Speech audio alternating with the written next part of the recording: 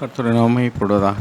நாம் யோவான் எழுதின சுவிசேஷம் 5வது அதிகாரம் 34வது வசனத்தை வாசம். யோவான் 5:34. நான் ஏற்றுக்கொள்கிற சாட்சி மனுஷருடைய சாட்சி அல்ல, நீங்கள் ரட்சிக்கப்படுவதற்காகவே இவைகளை சொல்லுகிறேன். அதுக்கு முன்னாடி இருந்து வாசிப்போம். 33:36 வாசிப்போம். நீங்கள் யோவானிடத்தில் ஆள் அனுப்பி விசாரித்தீர்கள், அவன் சத்தியத்திற்கு சாட்சி கொடுத்தான். 36. யோவானுடைய சாட்சியை பார்க்கிலும் மேன்மையான சாட்சி எனக்கு உண்டு. அதென்னவெனில், நான் நிறைவேற்றும்படிக்கு பிதாவானவர் எனக்கு கற்பித்ததும் நான் செய்து வருகிறதுமான கிரியைகளே பிதா என்னை அனுப்பினார் என்று என்னை குறித்து சாட்சி கொடுக்கிறது. போதும். இந்த வார்த்தை ஆண்டவர் சொல்லிட்டு, அதாவது நான் ஏற்றுக்கொள்ளுகிற சாட்சி மனிதருடைய சாட்சி அல்ல அப்படின்னு சொல்லிட்டு அவர் என்ன சொல்கிறார்னா, நீங்கள் ரட்சிக்கப்படுவதற்காகவே நான் இதை சொல்லுகிறேன் என்று சொல்கிறார். அப்படின்னா நாம் மனிதருடைய சாட்சியை ஏற்றுக்கொள்வதிலிருந்து நாம் ரட்சிக்கப்பட வேண்டும், அப்படின்னா விடுதலையாக்கப்பட வேண்டும். பாருங்கள், நம்ம எல்லாருமே மனிதர்கள் தான். நம்முடைய இயல்பான சுபாவம் எப்படி இருக்குது அப்படின்னா, மனிதர்கள் நம்மை குறித்து ஒரு நல்ல சாட்சி சொல்ல வேண்டும், நல்லவர்கள் என்று சொல்ல வேண்டும். இப்படியெல்லாம் நம்ம இயல்பாகவே நம்ம எதிர்பார்க்கக்கூடிய ஒரு சுபாவம் நமக்குள்ளே இருக்குது. மனிதர்கள் நம்மை நல்லவர்கள் என்று சொன்னால் அதில் நம்ம சந்தோஷப்படுறோம். மனிதர்கள் நம்மை கெட்டவர்கள் என்று சொன்னால், மோசமானவர்கள் என்று சொன்னால் நாம் துக்கப்படுவோம். அது யாராக இருக்கட்டும், புறம்பே இருக்கிற மனிதர்களாகட்டும், நம்ம வேலை செய்கிற இடமோ அல்லது உறவினர்களோ, சபையில் இருக்கக்கூடிய சகோதரர்கள் அல்லது சகோதரிகள், மூப்பர்கள் யாராக இருந்தாலும் சரி, நம்ம மனிதர்களுடைய சாட்சியை ஏற்றுக்கொள்ளக்கூடிய மனநிலைமை நமக்கு இருக்கிற வரைக்கும் நமக்கு துக்கமோ வருத்தமோ அல்லது ஒரு மனுஷியமான ஒரு சந்தோஷமும் மாறி மாறி வரும். அதில் ஒரு உண்மையான விடுதலை நம்ம கிடைக்கணும் அப்படின்னா, எப்பொழுதும் நாம் இளைப்பாறுதலோடு கூட இருக்கணும்னா, ஆண்டவர் எந்த நிலைமையில் இருந்தார் பாருங்க. நம்ம இங்கே எழுதி போட்டிருக்கோம், இயேசுவை போல் ஆகுவோம் அப்படின்னு. அப்படின்னா இயேசு வாழ்ந்த வாழ்க்கை என்ன அப்படின்னா, அவர் மனிதரால் ஒரு காலம் சாட்சியை அவர் எதிர்பார்க்கவும் இல்லை, ஏற்றுக்கொள்ளவும் இல்லை. ஒரு பணக்கார வாலிபன் அவனிடத்தில் நல்ல போதகரே என்று தான் சொன்னான். அவர் கெட்ட போதகர்னு சொல்லலை, நல்ல போதகரே, நித்திய ஜீவனை பெறுவதற்கு நான் என்ன செய்ய வேண்டும் என்று கேட்டார். அப்போ நல்ல போதகரேன்னு சொல்லக்கூடிய வார்த்தையை கூட அவர் ஏற்றுக்கொள்ளவே இல்லை. உனக்கு என்ன தெரியும் என்னை பற்றி அப்படிங்கிற மாதிரி தான் அவருடைய பதில் இருக்குது. அவர் என்ன சொல்கிறாருன்னா, தேவன் ஒருவர் தவிர நல்லவர் ஒருவரும் இல்லையே, என்னை நீ நல்லவர் என்று சொல்வானேன் அப்படின்னு சொல்கிறாரு. அப்படின்னா அவர் கெட்டவரானா இல்லை, அவரே சவால் விடுறார், என்னிடத்தில் பாவம் உண்டு என்று உங்களில் யார் சொல்லக்கூடும் என்று சொல்லி. ஆனாலும் கூட நல்லவர் என்று மற்ற மனிதர்கள் சொல்வதை அவர் ஏற்றுக்கொள்ளவே இல்லை. ஏன்னா அவர் இங்கே என்ன சொல்கிறாருன்னா, நான் மனிதருடைய சாட்சியை ஏற்றுக்கொள்வதே இல்லை, தேவனுடைய சாட்சியை மாத்திரம்தான் நான் ஏற்றுக்கொள்வேன்.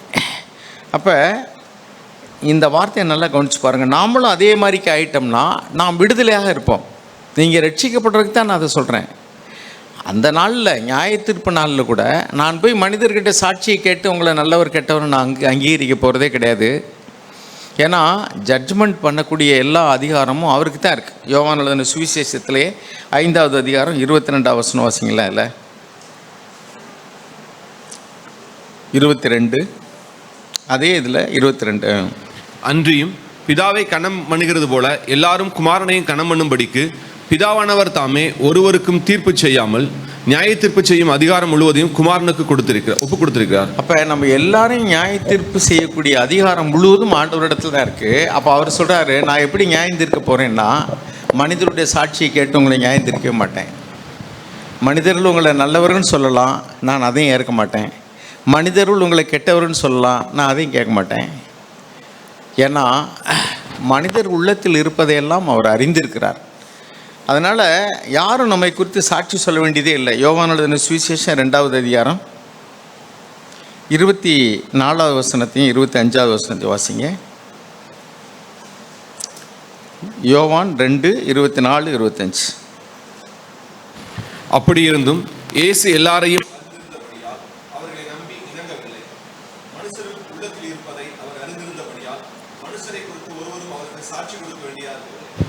பார்த்தீங்களா, மனுஷர்கள் உள்ளத்தில் இருப்பதை அவர் அறிந்திருந்தபடியால் மனுஷரை குறித்து ஒருவரும் அவருக்கு சாட்சி கொடுக்க வேண்டியதாக இருக்கவில்லை.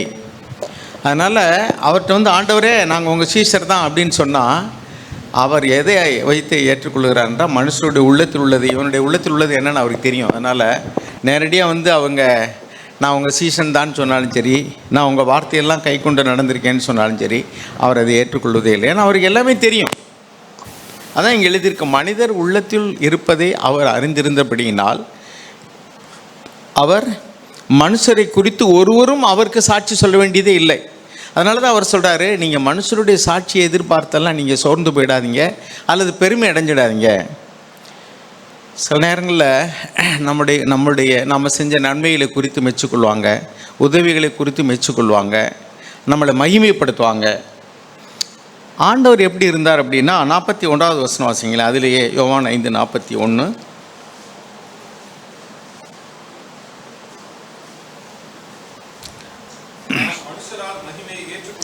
பாருங்க, நான் மனுஷரால் மகிமையை ஏற்றுக்கொள்வதில்லை. நான் மனுஷரால் மகிமையை ஏற்றுக்கொள்வதில்லை. மனிதர்கள் என்னை மகிமைப்படுத்தலாம், ஆனால் நான் அதை ஏற்றுக்கொள்ள மாட்டேன். 44வது வசனம் நமக்கும் ஆண்டவர் அதைத்தான் சொல்கிறாரு. தேவனாலே மாத்திரம் வருகிற மகிமையை தேடாமல் ஒருவரால் ஒருவர் மகிமையை ஏற்றுக்கொள்கிற நீங்கள் எப்படி விசுவாசிப்பீர்கள்? அப்போ நீங்கள் வந்து என்னை போல தேவனால் மாத்திரம் வரக்கூடிய மகிமையை தேடாமல் ஒருவரால் ஒருவர் மகிமையை, மதிப்பை, கௌரவத்தை, புகழ்ச்சியை நீங்கள் ஏற்றுக்கொண்டீங்கன்னா நீங்கள் தேவன் பேரில் எப்படி விசுவாசமாக இருக்க முடியும்?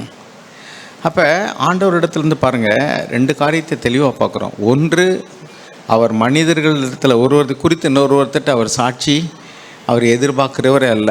நல்ல சாட்சி சொன்னாலும் சரி, கெட்ட சாட்சி சொன்னாலும் சரி, அதெல்லாம் அவருக்கு வந்து ஒரு பொருட்டே கிடையாது. ஒரு இங்கிலீஷ் டிரான்ஸ்லேஷன் எழுதியிருக்கு, your approval or disapproval is nothing to me. உங்களுடைய அங்கீகாரமோ அல்லது நீங்கள் என்னை அங்கீகரிக்காமல் போனாலும் சரி, அதெல்லாம் எனக்கு ஒரு பொருட்டே கிடையாது. ஏன்னா என்னை அங்கீகரிக்க வேண்டியவர் தேவன். ஸோ அவர் வாழ்ந்த வாழ்க்கை இதுதான். அதனால் என்னென்னா, அவர் இளைப்பாறுதலோடு கூட இருந்தார்.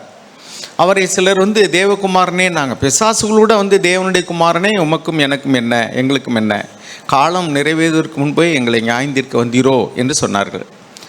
அதையும் அவர் வந்து ஏற்றுக்கொள்ளவே இல்லை. பேசாத அமைதியார் அப்படின்னார்.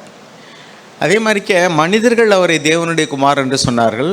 சிலர் மயங்கி இருக்கிறார் என்று சொன்னார்கள். சிலர் அவரை பிசாசனுடைய தலைவன் என்றும் பெயல்செபூல் என்றும் சொன்னார்கள். அதையெல்லாம் குறித்து அவர் கொஞ்சம் கூட கவலைப்படவே இல்லை. அதுதான் அதுக்கு அர்த்தம், your approval or disapproval is nothing to me. நம்ம யாராவது ஒருத்தர் வந்து நம்மளை மோசமாக பேசிட்டா உடனே சண்டைக்கு போயிடுறோம். எப்படி நீ என்னை அப்படி சொல்ல போச்சு அப்படின்ட்டு. அவர் சொல்லிட்டு போகிறார், நமக்கு என்ன. அப்படி நம்மளால் இருக்க முடியல. காரணம் என்னென்னா, அவர் சொல்லும்போது இன்னும் 4 பேர் கேட்பாங்க.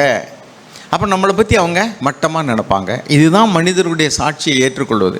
நம்ம எந்த அளவுக்கு அதிலிருந்து நம்ம விடுதலை ஆகி இருக்கிறோமோ அந்தளவுக்கு நாம் வந்து இளைப்பாறுதலோடு கூட இருப்போம். நாம் வந்து நிம்மதியாக இருப்போம்.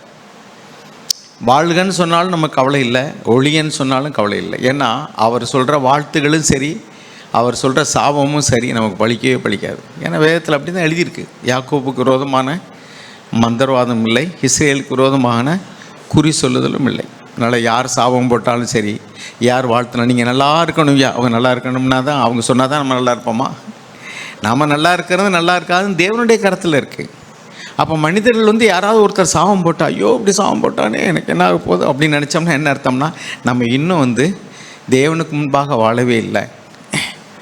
நாம் வந்து தேவனுடைய ராஜ்யத்தில் இருக்கிறோம் அப்படின்னா என்ன அர்த்தம்னா, அவருடைய ஆளுகையில் இருக்கிறோம். அவர் தான் எனக்கு ராஜா. அவருக்கு எனக்கு வரக்கூடிய நன்மையோ தீமையோ எல்லாத்துக்கும் மூல காரணம் அவர் தான். அவருக்கு தெரியாமல் எனக்கு ஒன்றுமே வர முடியாது. பிசாசு கூட அவருக்கு தெரியாமல் என்னை தொடவே முடியாது. உன் தலையில் உள்ள முடியெல்லாம் எண்ணப்பட்டிருக்கிறது, அதனால் தேவனுக்கு சித்தமில்லாமல் அதில் ஒன்று கூட கீழே விழாது. அப்போ ஆண்டவர் இந்த வார்த்தையெல்லாம் எதுக்காக சொல்லியிருக்காருன்னா, நாம் வந்து உலக மனிதர்கள் சொல்லக்கூடியதான ஆசீர்வாதமான வார்த்தைகளுக்கோ, சில பேர் சொல்லுவாங்க என்னை ஆசீர்வதிங்க ஆசீர்வதிங்க ஆசீர்வதிங்க, என்னை வாழ்த்துங்க, என்னை புகழுங்க. இதெல்லாம் நம்ம மனிதர்கிட்ட எதிர்பார்க்கும்போது அது கிடைக்கலைன்னா சோர்ந்து போயிடுறோம், கிடைச்சா பெருமை அடைஞ்சிடுறோம். ஸோ ரெண்டுமே நமக்கு வந்து அது நல்லது செய்கிறது மாதிரி இல்லை. மனிதர்களுடைய புகழ்ச்சியை ஏற்றுக்கொள்ளும் போது we feel excited, we become proud, boastful. நான் ஒரு சாதாரண மனுஷனே இல்லை, ஐ எம் சம்படி அப்படின்னு நினச்சிட்றோம். மனிதர்கள் வந்து நம்மளை ஏதாவது வந்து மோசமானவன் அப்படின்னு சொல்லிட்டாங்கன்னா உடனே வந்து என்ன இப்படி சொல்லிவிட்டாங்களே என்னைய we will be misunderstood. Bible எழுதியிருக்கு, உங்களை குறித்து தவறாக சொல்வார்களானால் நீங்கள் சந்தோஷப்பட்டு கழிவுறுவீர்கள், பரலோகத்தில் உங்களுடைய பலன் மிகுதியாக இருக்கீங்க. அதை நான் ஏற்றுக்கொள்ளலை. என்னுடைய நிலைமையில் நான் மனிதர்கள் என்னை புகழ்ந்து சொன்னாலும் நான் அதை குறித்து கவலை இல்லை, அதை நான் ஏற்றுக்கொள்வதும் இல்லை. இந்த காலில் வாங்கி இந்த காலில் விட்டுறது. அப்போஸ்தலர் 12 நம்ம வாசிக்கிறோம். அந்த ஏரோது ராஜா குறித்த நாளிலே ராஜ வஸ்திரம் தரித்தவனாய் உட்கார்ந்து அவன் ஒரு செய்தி கொடுக்குறான். எல்லா ஜனங்களும் இது மனுஷ சத்தமே அல்ல, இது தேவனுடைய சத்தம் என்று புகழ்ந்து ஆர்ப்பரிக்கிறார்கள். அந்த இடத்துல எழுதியிருக்கு, அந்த புகழ்ச்சியை அல்லது மகிமையை அவன் தேவனுக்கு செலுத்தாதபடினாலே, அதை அவன் ஏற்றுக்கொண்டபடினால தேவதூதன் அவனை அடித்தான், அவன் புழுத்து செத்தான். அப்படின்னா வியாதி புழு வச்சு செத்து போயிட்டான், அப்படி தான் அர்த்தம். ஸோ அது காரணம் என்னென்னா, மனுஷருடைய புகழ்ச்சியை அவனே ஏற்றுக்கொண்டான். நம்ம செய்யக்கூடிய எந்த நல்ல காரியங்களுக்கும் தேவனுடைய கிருபை இல்லைன்னா நம்மளால் முடியவே முடியாது. பாருங்கள், 1 கொரிந்தியர் 4வது அதிகாரத்தில் நம்ம எல்லாருக்கும் தெரிஞ்ச வசனம். 1 கொரிந்தியர் 4ல் 7ஆம் வசனத்திலிருந்து வாசிங்க. அன்றியும் உன்னை விசேஷத்தவனாக்கும்படி செய்கிறவர் யார்? ஒரே ஒரு கேள்வி, 3 கேள்வி இருக்குல்ல. For who regards you as superior, உன்னை விசேஷித்தவன் ஆகும்படி செய்கிறவர் யார்? நீ ஒரு விசேஷமானவனாக இருந்தால், ஒருவேளை வரம் பெற்றவர்களாக இருக்கலாம், அல்லது நல்ல உதவி செய்கிறவர்களாக இருக்கலாம், அதுக்குள்ளே திராணியை கொடுத்தது யார்? நான் சில நேரம் யோசிப்பேன், நாங்கள் காணிக்கையே வாங்குறதில்ல அப்படின்னு சொல்கிறோம். தேவன் இந்த காணிக்கை பெட்டியில் ஒன்றுமே போடாமல் விட்டுட்டார்னு வச்சுங்க. யார் ஒன்றும் போடாமல் ஸ்டாப் பண்ணிட்டார் எல்லாருடைய இருதயத்தையும். நம்ம ஸ்டாண்டில் அப்படியே நின்றுவோமா? யோசிச்சு பாருங்கள்,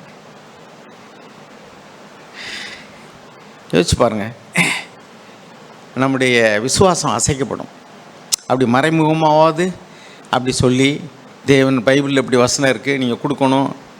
பெந்தகோஸ்தேக்காரங்கள் சிலர் ரொம்ப கொடுக்கறத வலியுறுத்துகிறாங்கன்னா அவங்களுக்கு அந்த விசுவாசத்தில் இல்லை. தேவன் கொடுக்கறத குறைச்சிருக்கிறாரு, அதனால் அவங்க எதிர்பார்த்தபடி வரல. அதனால தான் அவங்க திரும்ப திரும்ப கொடுக்கறத பற்றியே பேசுகிறாங்க. இப்போ தேவன் நம்மை தாங்கும் கரம் விலகினால் நாம் என்ன செய்வோங்கிறீங்க? நாமளும் அப்படி தான் ஆவோம். நாமளும் நாசியில் சுவாசம் உள்ள எல்லா மனிதர்களை போன்ற மனிதர்கள் தானே. தேவன் நம்ம சப்போர்ட் பண்ணலைன்னா நம்ம நிற்க முடியாது. தேவன் நமக்கு கொடுத்துருக்கிறதான வசதி, நம்ம கொடுத்துருக்கிறதான பொருளாதார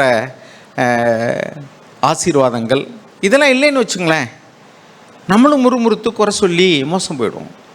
ஸோ நம்மை ஒரு விசேஷித்த மனிதனாக, நம்ம இப்போ சபையிலே நாங்கள் காணிக்கையே வாங்குறதில்ல, நம்ம இப்போ we are proud of it. நம்ம சொல்கிறோம், கான்ஃபரன்ஸ் நடத்தினா கூட நாங்கள் காணிக்கையே வாங்குறதில்ல. அப்போ இப்படிப்பட்ட ஒரு விசேஷமான ஒரு காரியம் நமக்குள்ள இருக்குன்னா, who has made us like that? அப்படி நம்ம ஆக்கினது யார்? தேவன். அதனால் நமக்கு குறைவே வரலை. அதனால் நாம் அந்த விசுவாசத்தில் நிலைச்சிருக்கிறோம். அவருடைய தாங்கும் கரம் மாத்திரம் கொஞ்சம் விலகுனா நம்ம ஏமாத்துறோம். நாம் இப்போ வேலை செய்கிறோம், ஒவ்வொருத்தரும் வேலை செஞ்சு சம்பாதிக்கிறீங்க. தேவன் உங்களுக்கு போதுமான வருமானத்தை கொடுத்துருக்கிறார். இப்போ நீங்கள் திருப்தியாக இருக்கீங்க, ஆண்டவரே நமக்கு ஸ்தோத்திரம்னு சொல்கிறீங்க. அவர் தான் அதை செய்திருக்கிறார், நம்ம நம்புகிறோமா? ஆண்டவரே, எங்களுக்கு கிடைக்கக்கூடிய எல்லா நன்மையும் ஜோதிகளின் பிதாவிடத்திலிருந்து தான் இறங்கி வருகிறது. நன்மையான எந்த ஈவும் ஜோதிகளின் பிதாவினிடத்துலேருந்து தான் வருகிறது. ஆண்டவரே, நீங்கள் தான். நம்முடைய பிள்ளைகளை, சில பிள்ளைகள் புத்திசாலிகளாக இருக்கிறாங்க, நல்ல மதிப்பெண்கள் எடுக்கிறாங்க. We feel proud of it. எல்லாட்டையும் போய் உங்கள் பிள்ளை எத்தனை மார்க்கு, உங்கள் பிள்ளை எத்தனை மார்க்கு, உங்கள் பிள்ளை ரொம்ப கம்மியான மார்க் எடுத்திருந்தா இங்கே போகும்போதெல்லாம் யார் நம்மகிட்ட பிள்ளை எத்தனை மார்க்குன்னு கேட்டுறவே கூடாது. ஏன்னா சொல்லும்போதே கஷ்டமாக இருக்கும். அப்போ நம்ம மனிதரால் மகிமையை ஏற்றுக்கொள்கிறோம், அதான் அர்த்தம். மனுஷரால் மகிமையை ஏற்றுக்கொள்கிறோம். சாக் சொல்லுவாங்க, அவங்களுடைய பிள்ளைகள் எல்லாம் அந்த அவார்டு வாங்கிட்டு வர்றது அல்லது ஃபஸ்ட்டு மார்க் அப்படிலாம் வாங்கிட்டு வந்தால் யார்ட்டையும் நீ சொல்லக்கூடாது அப்படின்னு சொல்லுவாராம். அந்த அவார்டு கப்பல்லாம் குண்டி உள்ளே வச்சிரு, யாருக்கும் தெரியக்கூடாதுன்னு சொல்லுவாராம். ஆனால் நம்ம அப்படி நினைக்கிறோமா? நம்மளும் அதே சர்ச்சில் தான் இருக்கிறோம், அவரை மூத்த சகோதரன்னு சொல்கிறோம். நம்ம நம்மளை அறியாமலே கூட சில நேரம் மற்றவங்ககிட்ட நம்முடைய பிள்ளைகளுடைய மதிப்பெண் அல்லது படிப்பு அல்லது திறமை அல்லது வேலை அதில் எதுலையாவது அவங்க பெஸ்ட்டாக வந்திருந்தாங்கன்னா நம்மளை அறியாமலே சொல்லிடுவோம். காரணம் என்னன்னாக்கும், இன்னும் நாம் அந்த நிலைமைக்கு வரல. மனுஷரால் மகிமையை ஏற்றுக்கொள்கிறோம். அப்போ மனுஷரால் மகிமையை ஏற்றுக்கொள்ளுகிற நீங்கள் எப்படி விசுவாசிப்பீர்கள்? அந்த கேள்வியை பாருங்கள். மனுஷரால் சாட்சியே நான் ஏற்றுக்கொள்வதில்லை, மனுஷரால் மகிமையை நான் ஏற்றுக்கொள்வதில்லை. அது மட்டும் இல்லை, மனுஷரால் ஆறுதலையும் அவர் ஏற்றுக்கொள்வதில்லை. இதுதான் இங்கே ரொம்ப ஆச்சரியமாக இருக்குது. லூக்கா 23வது அதிகாரம் நம்ம எல்லாருமே வந்து இப்போ வியாதியாக இருக்கணும் அப்படின்னா யாராவது வந்து நமக்கு ஆறுதல் சொல்ல மாட்டாங்களா? நமக்கு வந்து ஜெபிக்க வர மாட்டாங்களா? நமக்கு வந்து நம்மளை வந்து விசாரிக்க வர மாட்டாங்களா? நமக்கு ஏதாவது உதவி செய்ய மாட்டாங்களா? அப்படிலாம் நமக்குள்ள சில எதிர்பார்ப்புகள் இருக்குது. ஆனால் ஆண்டவராக இயேசு கிறிஸ்து எப்படி வாழ்ந்தார்னா, லூக்கா எழுதின சுவிசேஷம் 23வது அதிகாரம் 27வது வசனம் வாசிங்க. லூக்கா 23:27. திரள் கூட்டமான ஜனங்களும் அவருக்காக புலம்பி அழுகிற ஸ்திரீகளும் அவருக்கு பின் சென்றார்கள். இயேசு அவர்கள் முகமாய் திரும்பி, எருசலேமின் குமாரத்திகளே, நீங்கள் எனக்காக அழாமல் உங்களுக்காகவும் உங்கள் பிள்ளைகளுக்காகவும் அழுங்கள். இதோ மலடிகள் பாக்கியவதிகள் என்றும் பிள்ளை பெறாத கற்பங்களும் பால் கூடாத முளைகளும் பாக்கியமுள்ளவைகள் என்றும் சொல்லப்படும் நாட்கள் வரும். அப்பொழுது மலைகளை நோக்கி என்ன வாசிக்கிறோம் அப்படின்னா, அவருக்காக அழுறாங்க. இப்போ நாம் வந்து ரொம்ப ஏதாவது முடியாமல் இருக்கும், ஐயோ பிரதர் சிஸ்டர் அப்படின்னு சொன்னால் நமக்கு வந்து அப்படியே கொஞ்சம் ஒரு ஆறுதல் கிடைக்கும். யாராவது கொஞ்சம் ஒரு காயப்பட்டு வச்சா, ஐயோ அப்படியா அப்படின்னு சொன்னால் நம்ம அந்த வலியை கூட மறந்துட்டு நம்ம கொஞ்சம் ரசிப்போம். சே, நமக்காக கொஞ்சம் அப்படி நம்முடைய வலி வேதனையில் பகிர்ந்து கொள்றதுக்கு 2 பேர் வர்றாங்க. நம்ம ஏதாவது துக்கத்தில் இருந்தோம்னா மற்றவங்க வந்து விசாரிக்கும் போது நம்ம அதை சொல்ல சொல்ல சொல்ல கொஞ்சம் கொஞ்சமாக அந்த துக்கம் குறையும். திரும்ப திரும்ப அதையே சொல்லி கடைசியில் அந்த துக்கம் குறைஞ்சிரும். ஆனால் ஆண்டவருக்கு அப்படி ஆறுதல் சொல்கிறது மாதிரி தான் அவரோடு கூட சேர்ந்து அழுகிறவர்களோடு கூட அழுங்கள்னு பைபிள் எழுதியிருக்கு. ஆனால் அவரோடு கூட அவர் அழுகலை, ஆனால் இவர்கள் அழுகிறார்கள். எனக்காக அழாதீங்கம்மா. இங்கிலீஷ் எழுதியிருக்கு டாட்டர்ஸ், குமாரத்திகளே அப்படின்னா என்னுடைய மகள்களேன்னு அர்த்தம். டாட்டர்ஸ் தமிழில் குமாரத்திகளேன்னு போட்டிருக்கு. அப்படின்னா பெண்களேன்னு அர்த்தம் கிடையாது. என்ன அர்த்தம் அதுக்கு? என் மகள்களே, என்னுடைய குமாரத்திகளே, என்னுடைய பிள்ளைகளே, எனக்காக அழ வேண்டாம், உங்களுக்காக அழுங்க. பச்சை மரமாக இருக்கிற எனக்கு இப்படி செஞ்சால் ஒரு நாள் வரும் பட்டை மரமாகி உங்களுக்கு என்னெல்லாம் செய்ய மாட்டாங்க, அதை நினச்சி அழுங்க, எனக்காக நீங்கள் அழ வேண்டாம் அப்படின்னு சொல்கிறாரு. அப்போ அந்த ஆறுதல் தரக்கூடிய மனிதர்களுடைய ஆறுதல்களை கூட அவர் ஏற்றுக்கொள்ளவே இல்லை. இப்படி வாழ்ந்தவனுடைய ரகசியம் என்னென்னா, முழுவதுமாக அவர் தேவனே சார்ந்திருந்தார். எல்லா காரியத்துக்கும் தேவனுடைய சாட்சி. தேவன் என்னை குறித்து என்ன சொல்வார்? தேவன் அவருடைய மகிமை, எனக்கு மகிமை வேண்டாம், உம்முடைய நாமம் மகிமைப்படணும், உம்முடைய சித்தம் செய்யப்படணும், அதுதான் அவருடைய எண்ணமாக இருந்தது.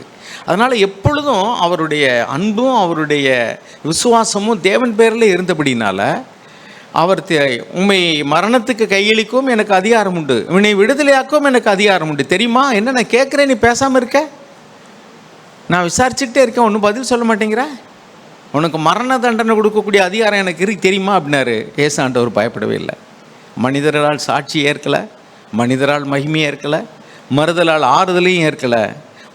மனிதர்களால் அவர்களுக்கு வந்து விரோதமான காரியங்களை பேசும்போதும் அதையும் ஏற்கலை. மனிதர்கள் மிரட்டும் போது அதையும் ஏற்கவில்லை. உன்னால் ஒன்றும் செய்ய முடியாது. எப்படி? பரலோகத்திலிருந்து கொடுக்கப்பட்டால் ஒழிய என் மீது உனக்கு ஒரு அதிகாரம் இருக்காது. மிரட்டலுக்கும் அவன் பயப்படவே இல்லை. மனிதர்களை சொல்லப்போனால் மனிதர்களை அவர் ஒரு பொருட்டாக மதிக்கவே இல்லை. அவன் மிரட்டினாலும் பயம் இல்லை, அவன் சாபம் போட்டாலும் பயம் இல்லை, அவன் ஆறுதல் சொல்லுவான்னு அது எனக்கு வேண்டாம்ப்பா, அவர் புகழ்ந்தாலும் எனக்கு வேண்டாம், இகழ்ந்தாலும் எனக்கு அதை பற்றி கவலை இல்லை, நீ எனக்கு நல்ல சாட்சி கொடுத்தாலும் எனக்கு கவலை இல்லை, துர்சாட்சி சொன்னாலும் கவலை. சில நேரங்கள் நம்முடைய மூப்பர்கள் கூட நம்மை வந்து தவறாக புரிந்து கொள்ள முடியும். நம்மையோட மூத்த சகோதரர்கள், உங்களுக்கு இப்போ சபையில் உள்ள மூத்த சகோதரர்கள், அவங்க காதுக்கு ஏதாவது 2 காரியங்கள் தவறாக கேள்விப்பட்டால் அல்லது அறகுறையாக அவங்க தெரிஞ்சுக்கிட்டு கூட நம்மளை தப்பாக புரிஞ்சுக்கிற முடியும். அப்போல்லாம் வந்து நீங்கள் அவங்க மேலே எரிச்சல் அடையும் வேண்டியதில்லை, அது குறித்து கவலைப்பட வேண்டியதில்லை.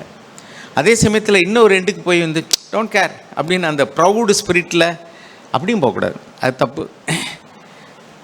ஆண்டவரே, நம்மளை ஒருத்தர் புகழும்போது நம்ம எப்படி சொல்லணும்? என்னை பற்றி முழுதுமாக அவங்களுக்கு தெரியாது ஆண்டவரே, ஏதோ அவங்க மேலே கண்ணால் பார்த்தது அல்லது கேள்விப்பட்டதை வச்சு என்னை புகழ்கிறாங்க, இதுக்கு நான் தகுதியானவன் அல்ல, என்னுடைய முழு இருதயத்தையும் முழு நிலைமையை அறிந்திருக்கிற நீங்கள் இந்த வார்த்தையை என்னை பார்த்து சொல்ல முடியுமா? நான் கேட்டிருக்கேன் சில நேரத்தில் மனிதர்கள் புகழும் பொழுது, ஆண்டவரே நீங்கள் இந்த வார்த்தையை என்னை பார்த்து சொல்லுவீங்களா?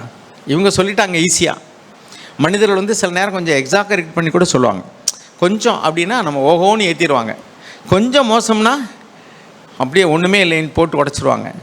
ஸோ மனிதர்கள் வந்து நம்ம புகழும் போதும் சரி, மனிதர்கள் நம்ம இகழும் போதும் சரி, நாம் ஒரு காலம் வந்து சோர்ந்து போகாமல் இருக்கணும்னு சொன்னால் புகழ்ச்சியும் ஏற்றுக்கொள்ளக்கூடாது, மகிமையும் ஏற்றுக்கொள்ளக்கூடாது, மனிதர்கள் கொடுக்கக்கூடிய சாட்சியும் ஏற்றுக்கொள்ளக்கூடாது. 2 ஓட்டை இருக்குது நமக்கு. இந்த பக்கம் வந்தால் இங்கிட்டு விட்டுறணும், இந்த பக்கம் வந்தால் இங்கிட்டு விட்டுறணும். இதுக்கு வந்து நம்ம மனதை பக்குவப்படுத்தணும். இதுதான் தேவனுக்கு முன்பாக வாழக்கூடிய வாழ்க்கை. இயேசு எப்பொழுதும் தேவனுக்கு முன்பாகவே வாழ்ந்தார். அவர் என்ன நினைக்கிறார், அவருடைய சாட்சி என்ன, அவர் என்னை குறித்து என்ன நினைப்பார், அவர் என்ன சொல்கிறார், அதுதான் எப்பொழுதுமே அவர் தேவன் என்ன சொல்லுகிறார், தேவன் என்ன நினைக்கிறார், என்னை குறித்து தேவன் என்ன நினைக்கிறார், தேவன் என்னை குறித்து என்ன சாட்சி சொல்லுவார், தேவன் என்னை புகழ்வாரா. மனிதர்கள் நல்லவரே அப்படின்னு சொன்னால் ஸ்டாப். தேவனை நீங்கள் இதை சொல்லுவீங்களா என்னை பார்த்து, இப்படி நம்ம கேட்டோம்னு வச்சுங்களேன். அதே மாதிரி நம்மளை யாராவது புகழ்கிறாங்க, பிரதர் உங்களுடைய வார்த்தைகள் அருமை பிரதர், உங்களுடைய வாழ்க்கை எங்களுக்கு நிறைய பேர் சொல்லும்போதெல்லாம் அது சில நேரம் நம்ம கூச்சமாகவே இருக்கும். அதாவது சில பேர் நம்மளை புகழும்போது கூட அவங்க கொஞ்சம் மிகைப்படுத்தி பேசுனாங்கன்னா நமக்கு ரொம்ப முகம் சுளிக்கிற மாதிரி இருக்கிறோம். இந்த வாசனையிலே பார்த்தீங்கன்னா ரொம்ப ஓவர் வாசனைன்னா தாங்க முடியாது. சில சென்ட்டெல்லாம் சென்ட்டு மணக்கதான் செய்யும். அதே கொஞ்சம் ஓவராக கான்சன்ட்ரேட்டடாக அடிச்சிட்டிங்கனாக்கா ஜென்ட்டில் இருந்தால் கொஞ்சம் ஏற்றுக்கிற மாதிரி இருக்கும். ஆனால் கொஞ்சம் ரொம்ப இது பண்ணின்னு வச்சுங்களேன் தாங்க முடியாது. நீங்கள் அந்த ஃபீல் பண்ணியிருக்கலாம், நான் ஃபீல் பண்ணியிருக்கேன். சென்ட்டு ஸ்மெல்லே கூட அது ஒரு அளவுக்கு மேலே போச்சுன்னு என்ன ஆகும், அளவுக்கு மிஞ்சினால் அமிழ்தமும் நஞ்சும்பாங்கள்ல, அது மாதிரி தான். ஸோ நாம் ஒரு காலம் மனிதரால் வரக்கூடிய மகிமையை ஏற்றுக்கொள்ளவே கூடாது. அப்படியே யாராவது புகழ்ந்தாங்கன்னா மேலே எழுதியிருக்கு பாருங்கள், என்னது அது, எல்லா துதி கனம் மகிமையெல்லாம் உமக்கே உரியது, all glory to you Lord. இவங்க என்னை புகழ்கிறாங்கன்னா உண்மையில் அது ஏதாவது உண்மை இருந்தால் அது நீங்கள் தான். ஏதாவது நன்மை செஞ்சாலும் அது உங்களால் தான். இப்போ 1 கொரிந்தியர் 4வது அதிகாரத்தில் 7வது வசனத்தை முழுமையாக வாசிங்க. இன்னும் 2 கேள்வி இருக்குது பாருங்கள், அதில் வாசிங்க. நீ பெற்றுக்கொள்ளாதது யாது? நீ பெற்றுக்கொண்டவனானால் பெற்றுக்கொள்ளாதவன் போல் ஏன் மேன்மை பாராட்டுகிறாய்? பாருங்க 3 கேள்வி. ஒன்று, உன்னை விசேஷித்தவனாக பண்ணுகிறவர் யார்? நீ விசேஷித்தவனா, ஓகே. அப்படி உன்னை பண்ணது யார்? நீயே அப்படி ஆயிட்டியா? இல்லையே. அதுக்கடுத்து என்ன எழுதியிருக்கு, உன்னிடத்தில் இருக்கிறவைகள் நீ பெற்றுக்கொள்ளாது யாது? உனக்கு இருக்கக்கூடிய புத்திசாலித்தனமாக இருக்கட்டும், அல்லது திறமையாக இருக்கட்டும், வசதியாக இருக்கட்டும், உனக்கு இருக்கக்கூடியதான மற்ற சூழ்நிலைகள், உன்னுடைய பெற்றோர்கள் அல்லது வசதிகள், வாய்ப்புகள், வேலை, அதிகாரம், ஹூ கேவ் இட்? அது எப்படி நீயா உற்பத்தி பண்ணிக்கிட்டியா? You received it. நீ அதை பெற்றுக்கொண்டாய். அப்படின்னா நீயே உற்பத்தி பண்ணவும் போல் ஏன் பெருமை பாராட்டுற? யாரோடத்துல தானே பெற்றுக்கொண்டாய், தேவன் தானே அதை உனக்கு கொடுத்தாரு. ஓகே. அதுக்கடுத்து என்ன எழுதியிருக்கு, நீ பெற்றுக்கொண்டவன் ஆனால் பெற்றுக்கொள்ளாதவன் போல ஏன் மேன்மை பாராட்டுகிறாய்? இப்படிப்பட்டதான பெருமை பாராட்டுறது எல்லாம் நம்ம தலையை உப்பு பண்ணி மோசமாக்கிடும். நம்ம தேவனுடைய பரிசுத்தவான்களுடைய வாழ்க்கை எப்படி இருந்ததுன்னா 1 கொரிந்தியர் 4வது அதிகாரத்தில் அப்போஸ்தலனாகிய பவுல் எழுதுகிறார் பாருங்க. அதில் 3வது வசனத்திலிருந்து வாசிங்க. 1 கொரிந்தியர் 4:3. ஆயினும் நான் உங்களாலேயாவது மனுஷருடைய நியாய நாளின் விசாரணை நாளையாவது தீர்ப்பை பெறுவது எனக்கு மிகவும் அற்ப காரியமாக இருக்கிறது. அதாவது உங்களால் ஒரு நல்ல சாட்சியை பெறுவது எனக்கு ரொம்ப ஈஸி. மனுஷருடைய நியாய நாளின் விசாரணையின் போது அப்படின்னா but to me it is very small thing that I may be examined by you or by any human court. நியாய நாளின் விசாரணைனா மனுஷிக நீதிமன்றங்கள், உலக பிரகாரமான நீதிமன்றங்களில் போய் நான் நல்லவன் சாட்சி பெறது எனக்கு ரொம்ப ஈஸி. ஆனால் என்னை நியாயம் விசாரிக்கிறவர் கர்த்தர். எனவே மனிதர்கள் என்னை குறித்து நல்லவர்கள் என்று சொன்னாலும் சரி, அல்லது உலகத்தில் உள்ள நீதிமன்றங்களுக்கு முன்பாக ஒருவேளை விசாரணை நின்று அங்கே நான் நல்ல தீர்ப்பை பெறுவதானாலும் சரி, அதெல்லாம் எனக்கு வெரி ஈஸி, ரொம்ப ஈஸி. என்னை நியாயம் விசாரிக்கிறவர் கர்த்தர் ஆனபடினால நான் இதை குறித்து கவலைப்படாமல் அவர் என்னை குறித்து என்ன சொல்லுவார் என்பதிலேயே நான் அக்கறையாக இருக்கிறேன். இதுதான் ஆண்டவராகிய இயேசு வாழ்ந்த வாழ்க்கையும் அப்போஸ்தலனாகிய பவுல் வாழ்ந்த வாழ்க்கையும். அப்போ பரிசுத்தவான்களாகிய நாம் எல்லாரும் அப்படி தான் வாழ வேண்டும் என்று தான் இங்கே நம்ம வாசிக்கிறோம் வேதத்தில். இன்னும் அருமையானவர்களே, நாம் 2 கொரிந்தியர் 5:10 வாசிங்க. 2 கொரிந்தியரில் 5:10. நாம் எப்பொழுதும் தேவனுக்கு முன்பாகவே வாழ்ந்தோம்னா மனிதர்கள் ஒருவேளை நம்ம மதிக்கக்கூடிய மனிதர்கள் கூட நம்மை தவறாக எண்ணலாம். நாம் தகுதியான முறையில் நம்ம நியாய்ந்திருக்காமல் அல்லது நமக்கு ஒரு பொறுப்பு கொடுக்காம கூட இருக்கலாம். சில நேரங்களில் நம்மை மெச்சுக்கொள்ளாமல் இருக்கலாம். நம்மளை மெச்சுக்கொள்வதற்கு பதிலாக நம்மை கிரிட்டிசைஸ் பண்ணக்கூட செய்யலாம். நம்ம தேவனுக்கு முன்பாக மாத்திரம் வாழ்ந்தோம்னு சொன்னால், ஆண்டவரே அது மகிமையாக இருந்தாலும் சரி, நீங்கள் என்ன தரீங்களோ அதுதான் எனக்கு வரணும், அது என்னை குற்றப்படுத்துகிற விஷயமா இருந்தாலும் சரி, அல்லது தரம் தாழ்த்தி எடை போடுறதா இருந்தாலும் சரி, நீங்கள் என்ன சொல்கிறீங்களோ அதுதான் உண்மை. எனவே உங்களுடைய சாட்சி தான் மெய்யான சாட்சி. அதில் ஆண்டவர் அப்படி தான் சொல்கிறார், தேவனால் வரக்கூடிய சாட்சி தான் மெய்யான சாட்சி. யோவானே எனக்கு சாட்சி கொடுத்தாலும் சரி, அவன் எரிந்து பிரகாசிக்கிற விளக்காக இருந்த அருமையான தீர்க்கதரிசி தான். தீர்க்கதரிசிகளுக்குள்ள சிறியரிடத்தில் பிறந்தவனிடத்தில் மேலானவன் அவன் தான் சொல்லிட்டார் ஆண்டவர். ஆனாலும் கூட அவனுடைய சாட்சியை கூட நான் ஏற்றுக்கொள்ள மாட்டேங்கிறார். அப்படின்னா என்ன அர்த்தம்? சப்போஸ் நம்ம எல்லாரும் மதிக்கக்கூடிய ஒரு சகரியா போனனே நமக்கு நல்ல சாட்சி சொன்னாலும் நம்ம என்ன செய்யக்கூடாது? ஏற்றுக்கொள்ளக்கூடாது. நம்முடைய திருச்சபையில் நான் பார்க்குறேன், பரிசுத்தருக்கு தெரிஞ்சு போச்சா, எப்போ அவர் என்ன கடவுளா? இப்படி தான் நம்ம அநேகம் பேர் நினைக்கிறோம். ஒரு முறை ஒரு சகோதரர் ரொம்ப நாளைக்கு முன்னாடி நம்ம சபையில் ரொம்ப அருமையாக சபைக்காக ஓடி உழைத்த அருமையான சகோதரர், கொஞ்சம் எமோஷ்னல். அவர் ஒரு முறை சொன்னார், இதே சபையில் நின்று என்னையை குறித்து சொல்கிறார், ஒரு நாள் என் சகோதரர்கிட்டருந்து ஏதாவது எனக்கு ஒரு ஃபோனோ அல்லது இதோ வரலைன்னு சொன்னால், ஆண்டவரே ஏன் என் சகோதரன் பேசலேன்னு நான் கேட்பேன் அப்படின்னாரு. எனக்கு அப்படியே இவரை எப்படி நம்ம நடத்திட்டோம், நம்மளை ஒரு மினி கார்டு போல் நினைக்க ஆரம்பிச்சிட்டார். அப்படின்னு சொல்லிட்டு அதுலேருந்து கொஞ்சம் கொஞ்சமாக டிட்டாச் பண்ண ஆரம்பிச்சிட்டேன். அவர் டிட்டாச் பண்ணிகிட்டே போயிட்டார். அவர் என்ன நினச்சிட்டாருனாக்கா, இவர் நம்மளை விட்டுட்டார், நம்மளை தள்ளி விட்டார், இனிமேல் இவர்கிட்ட. அதாவது இந்த சாக் சொல்லுவாங்க, ஒரு மனிதன் நேருக்கு நேரம் அவங்கள முகஸ்துதி பண்ணான்னு சொன்னால் அதை நம்ம ஏற்றுக்கொள்ளக்கூடாது. காரணம் என்னென்னா, he is expecting something from மீன்னு அர்த்தம். என்னிடத்தில் ஏதோ ஒன்றை அவன் எதிர்பார்க்கிறான் அப்படி. ஸோ நாம் யாரையும் முகஸ்துதி பண்ணவே கூடாது, ஆனால் என்கரேஜ் பண்ணலாம். அதாவது பிள்ளைகள் ஏதாவது நல்லா பண்ணிட்டா வெரி குட், நல்லா பண்ணுறீங்கன்றோம். அது மாதிரி புதுசாக சகோதரர்கள் ஏதாவது ஒன்று செய்யும்போது கொஞ்சம் நல்லா பண்ணிட்டா அவங்கள உற்சாகப்படுத்துகிறோம். அந்த உற்சாகப்படுத்துகிறத பெருமைக்கு உரிய காரியமாக நம்ம எடுத்துக்கொள்ளவே கூடாது. நம்மளை என்கரேஜ் பண்ணுறாங்க, தேங்க்யூ அப்படின்னு சொல்லலாம். ஓகே, இப்போ நம்ம வாட்ச வசனம் இது 2 கொரிந்தியர் 5:10 என்ன எழுதியிருக்கு? வாசிங்க சார். வாசிக்கும் 4 இப்போ 5:10 வாசி. 2 கொரிந்தியர் 5:10.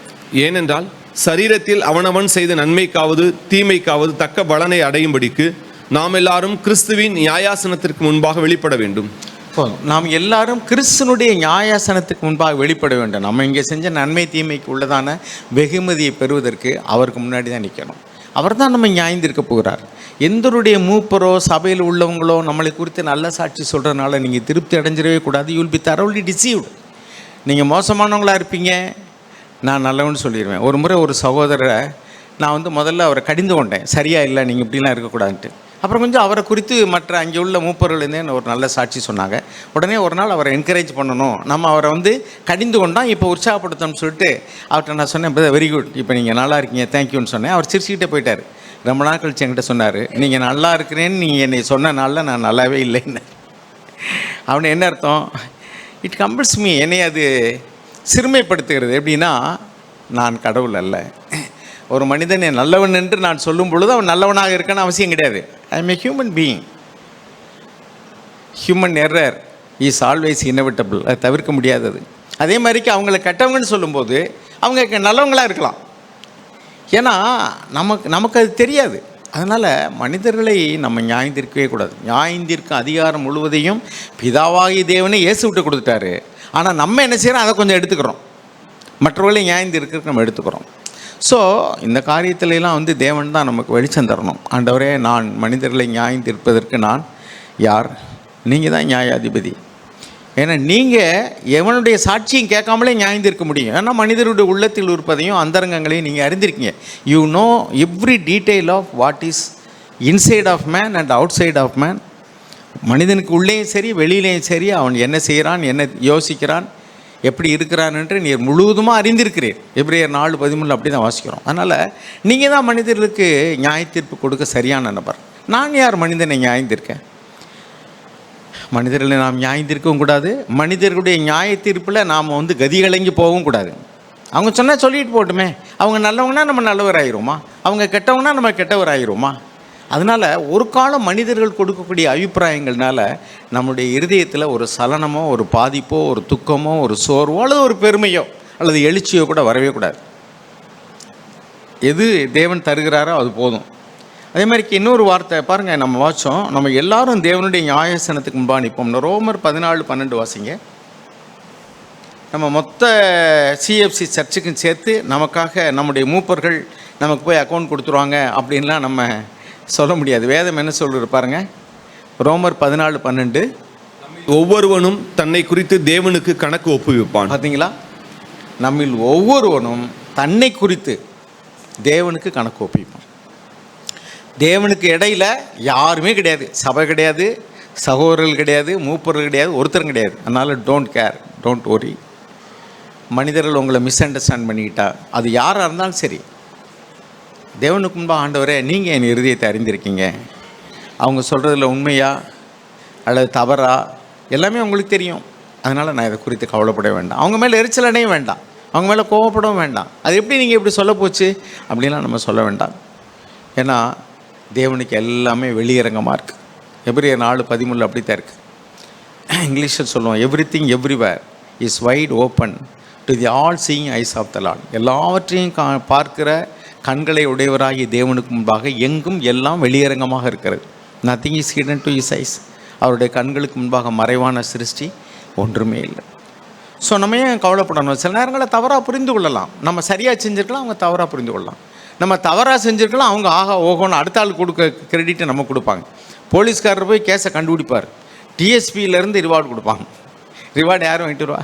இப்போ நம்ம சர்ச்சில் யாராவது ஒருத்தர் நல்ல சாட்சி உள்ளவங்கள வாழ்கிறீங்கன்னு வச்சுங்களேன், ஓ காளையார்வல் சர்ச்சா பரிசுத்தம்பதானம்பாங்க. ஸோ போலீஸ்காரர் கேஸ் கண்டுபிடிக்க டிஎஸ்பிக்கு பேர் கிடைக்கிற மாதிரி தான். It's nothing. இன்னும் அருமையானவர்களே, நாம் இந்த மாதிரியான காரியங்கள் இதுவரைக்கும் நம்ம மனிதர்களுடைய புகழ்ச்சியினாலையும் இகழ்ச்சியினாலையும் தவறாக புரிந்து கொள்ளப்பட்டதுனாலையும் நம்முடைய இருதயத்தில் ஏதோ ஒரு பாதிப்பு, ஒரு சலனம், ஒரு துக்கம் உண்டாயிருந்துச்சு சொன்னால் நாம் இந்த வார்த்தையை எடுத்துக்கிடுவோம். இயேசு ஆண்டவர் இந்த சாட்சியை ஏற்றுக்கொள்வதே இல்லை. மனிதர்கள் என்ன சொல்கிறாங்கன்றதெல்லாம் அவர் கேட்கவே போகிறதில்ல. அவர் நம்மளை பற்றி யார்ட்டையும் போய் விசாரிக்கவே போகிறதில்ல. ஏன்னா அவர் நேரடியாக ஒவ்வொரு காரியமும் எல்லாம் அவருக்கு முன்பாக வெளியரங்கமாக இருக்குது. அதனால் நம்முடைய இருதயத்தின் சிந்தனைகளில் ஓடக்கூடிய நினைவுகளை குறித்து கூட நம்ம ரொம்ப கேர்ஃபுல்லாக இருக்கணும். அதுக்கடுத்து ஒரு காரியம், மத்தேயு 12:36 வாசிங்க. மத்தேயு 12:36. மனுஷர் பேசும் வீணான வார்த்தைகள் யாவையும் குறித்து நியாய தீர்ப்பு நாளிலே கணக்கு ஒப்புவிக்க வேண்டும் என்று உங்களுக்கு சொல்லுகிறேன். பார்த்தீங்களா, நாம் ஒவ்வொருவரும் தன்னை குறித்து கணக்கு ஒப்புவிப்பான். அப்புறம் நாம் பேசும் வீணான வார்த்தைகளை குறித்து கணக்கு ஒப்புவிக்க வேண்டும். அப்போ இதெல்லாம் இந்த வசனங்கள் எதுக்கு நேரம் நடத்துது? அதேமாதிரி லூக்கா 19 படித்து பார்த்தீங்கன்னா 11:26 ராஜா ஒவ்வொருத்தருக்கும் தாளந்துகளை கொடுத்துட்டு அது குறித்து கணக்கு கேட்குறாரு. இப்படி தான் ஆண்டவர் நமக்கு கொடுத்த வரங்களை குறித்து கூட அவர் கணக்கு கேட்பார். வரங்கள் நம்ம கொடுத்துருக்கிற எக்ஸ்ட்ரா குட் சோர்சஸ், ரிசோர்ஸஸ், உனக்கு என்னென்ன மாதிரிலாம் உனக்கு தாளந்துகளை கொடுத்தேனே, வரங்களை கொடுத்தேனே, அதை கொண்டு நீ மற்றவர்களுக்கு ஆசீர்வாதமாக இருந்தாயா, சபைக்கு ஆசீர்வாதமாக இருந்தாயா அப்படின்னு தேவன் கேட்பார். எனவே நாம் எல்லோரும் நமக்கு தேவன் கொடுத்ததான வரம், தாளந்துகள், நாம் நன்மை செய்வதற்கு தேவன் கொடுத்த திராணி, அதுக்கெல்லாம் தேவனுக்கு ஒரு நாள் கணக்கு கொடுக்கணும். நாம் பேச வீணான வார்த்தைகளை குறித்து தேவனுக்கு கணக்கு கொடுக்கணும். அதே மாதிரிக்க நம்மை குறித்து நாம் தேவனுக்கு எவ்ரி டீட்ஸ், நம்ம செய்யக்கூடிய எல்லா விதமான காரியங்கள் தேவனுக்கு கணக்கு கொடுக்கணும். எனவே இது இடையில் எந்த ஒரு மனிதர்களும் இடைத்தரகர்களாகவோ அல்லது ஏஜென்ட்டுகளாகவோ வரவே முடியாது. இதை நம்ம மனசில் வச்சுருந்தோம்னா நம்ம மனிதர்களுடைய சாட்சியை நம்ம ஏற்றுக்கொள்ளவும் மாட்டோம், அது குறித்து கவலைப்படவும் மாட்டோம். மனிதர்கள் நம்மை குறித்து புகழ்ந்தாலும் சரி, இகழ்ந்தாலும் சரி, மெச்சுக்கொண்டாலும் சரி, அல்லது சபித்தாலும் சரி, ஆசீர்வதித்தாலும் சரி, it is nothing to me, இப்படி தான் நம்ம இருக்கணும். தேவன் நம் கண்களை திறந்தல்வாராக. அருமையானவர்களே, இந்த வார்த்தை எனக்கு கண்களை திறந்திருக்கிறது. மற்றவர்கள் என்னை குறித்து என்ன நினைத்தாலும் சரி, அது குறித்து எனக்கு கவலையே இல்லை. என்னை புகழ்ந்தாலும் நான் அதை ஏற்றுக்கொள்ளக்கூடாது. என்னை குறித்து இகழ்ச்சியாகவோ அல்லது ஒரு பொருட்டாகவே உங்களை கருதாமல் நெக்லெக்ட் பண்ணாலும் சரி, உங்களை ரிஜெக்ட் பண்ணாலும் சரி, உங்களுக்கு உரிய அங்கீகாரமோ கனமோ கொடுக்காட்டாலும் சரி, தேவன் சொல்கிற வார்த்தை ஒரே தான், your approval or disapproval is nothing to me. உங்களுடைய அங்கீகாரமோ அல்லது சாட்சியோ அல்லது நீங்கள் என்னை சாட்சி குறைவாக பேசினாலோ அல்லது என்னை அங்கீகரிக்காமல் போனாலோ அதெல்லாம் எனக்கு ஒரு பொருட்டே கிடையாது. ஏனென்றால் நான் ஏற்றுக்கொள்கிற ஒரே சாட்சி தேவன் என்னை குறித்து என்ன சொல்வார் என்ற சாட்சி தான். அவருக்கே நாம் கணக்கு கொடுக்க வேண்டும். எனவே அருமையானவர்களே, மனிதர்களை குறித்து மனிதர்களுக்கு முன்பாக வாழ்வதை நிறுத்திவிட்டு எதை செய்தாலும் இனிமே தேவனுக்கு முன்பாக செய்வோம். அது நன்மையானாலும் சரி, தீமையானாலும் சரி, கண்டிப்பாக தேவன் அதை நியாய தீர்ப்பில் கொண்டு வந்து நிறுத்துவார். எனவே நாம் இந்த பூமியில் செய்யக்கூடிய ஒவ்வொரு காரியத்திலையும் தேவன் பார்க்குறார், தேவன் பார்க்குறார், தேவன் பார்க்குறார், தேவன் அறிந்திருக்கிறார். அப்படி தான் நாம் வாழணும். என்னுடைய வார்த்தைகளை தேவன் கேட்குறார், என்னுடைய வாழ்க்கையை தேவன் பார்க்கிறார், என்னுடைய சிந்தனைகளையும், அந்த சிந்தனைகள், செயல்கள், அதுக்கு இல்லை நம்ம ஆட்டிடியூட், மனிதர்கள் வைத்திருக்கிற அபிப்பிராயங்கள், பாவத்தின்பால் வைத்திருக்கிற அபிப்பிராயம், பணத்தின்பால் வைத்திருக்கிற அபிப்பிராயம், இது எல்லாவற்றையும் தேவன் அறிந்தே இருக்கிறார். அதில் இன்னும் யாரும் சாட்சி கொடுக்க வேண்டிய அவசியமே இல்லை. தேவன் நம் கண்களை திறந்தால் வராங்க. ஆமென்.